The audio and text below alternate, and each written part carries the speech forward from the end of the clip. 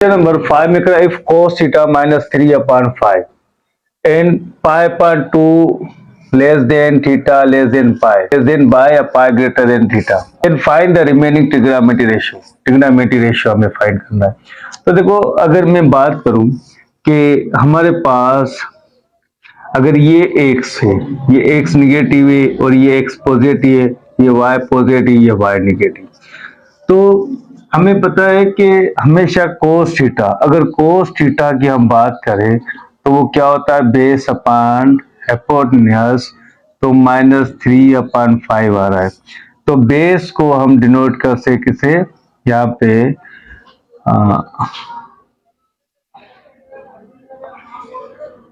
Base upon hypotenuse. तो देखो अगर मैं बात करूं तो बेस हमने इसको डिनोट करते x को -3 यहाँ पर आ गया, तो इस पॉइंट से लेके अब डायरेक्शन हमारे पास इस यहाँ पर मूव करिए, यहाँ पर मूव करिए, तो मीन्स अब हमें वो डायरेक्शन मतलब मालूम करनी है। तो लेकिन ये जो लाइन है वो क्या आपके पास हाइपोटेन्यूज जो आपके पास आ रही है यहाँ पर 5, तो यहाँ पर भी 5 हो सकता है और यहाँ पर भी 5 हो सकता है। यहाँ पर कौन सा फार्मूला यूज करेंगे, पैथागोरस थ्योरम। तो पैथागोरस थ्योरम क्या होता है, h square B square plus P square. अब देखो h की वैल्यू यहाँ पर क्या है 5 और बेस हमारे पास यहाँ पे क्या आ रहा है 3, तो मीन्स जब h की जगह पे 5 का स्क्वायर और इजिकल टू बेस यहाँ पे 3 का स्क्वायर प्लस पी स्क्वायर, तो 5 से यहाँ पर क्या हो जाएगा 25, 3 9 प्लस पी स्क्वायर, तो यहाँ पर अगर 9 यहाँ पे प्लस का तो यहाँ पर माइनस का, तो इजिकल टू पी स्क्वायर, तो पी स्क्वायर इजिकल टू कितना आ जाएगा 16, तो 16 का यहाँ पर क्या बनेगा, 16 का बनेगा 4 पे स्क्वायर रूट, तो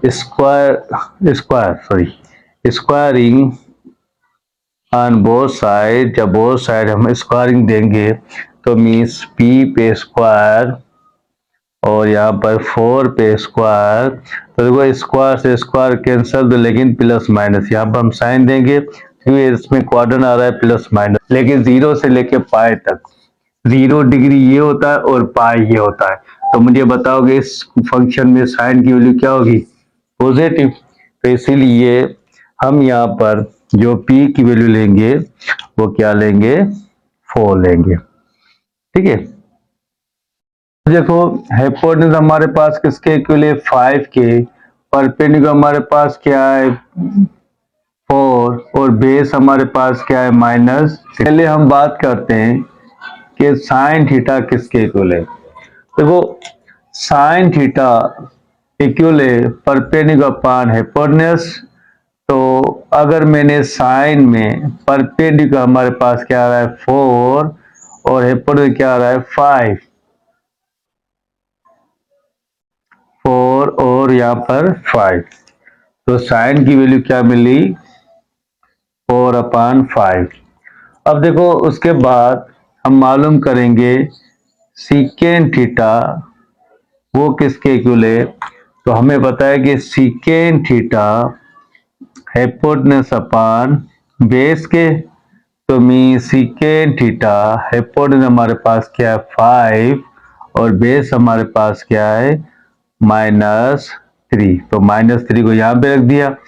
उसके बाद सीकेंट के बाद हम बात करेंगे कोसीकेंट थीटा, तो कोसीकेंट मालूम करेंगे, तो कोसीकेंट हमें पता है कि हाइपोटेन्यूज अपान परपेंडिकुलर के, तो कोसीकेंट हाइपोटेन्यूज 5 और परपेंडिकुलर क्या है 4, तो मीन्स 5 टेंजेंट थीटा की, तो टेंजेंट थीटा किसके इक्वल परपेंडिकुलर अपान बेस के, तो टेंजेंट थीटा तो परपेंडिकुलर क्या आ रहा है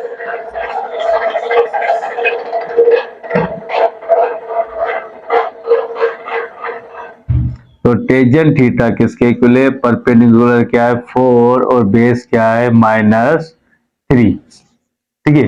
तो 4 और -3, तो 4 यहाँ पर लिखा, 3 यहाँ पर, माइनस को मैंने यहाँ पर रख दिया। उसके बाद हम बात करेंगे कोटेजन थीटा। तो कोटेजन थीटा किसके इक्वल है?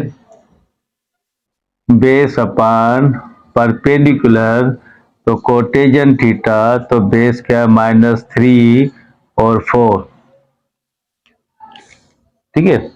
तो कोसेक की वैल्यू गिवन थी, बाकी हमने sine, secant, cosecant, tangent, cotangent value find कर।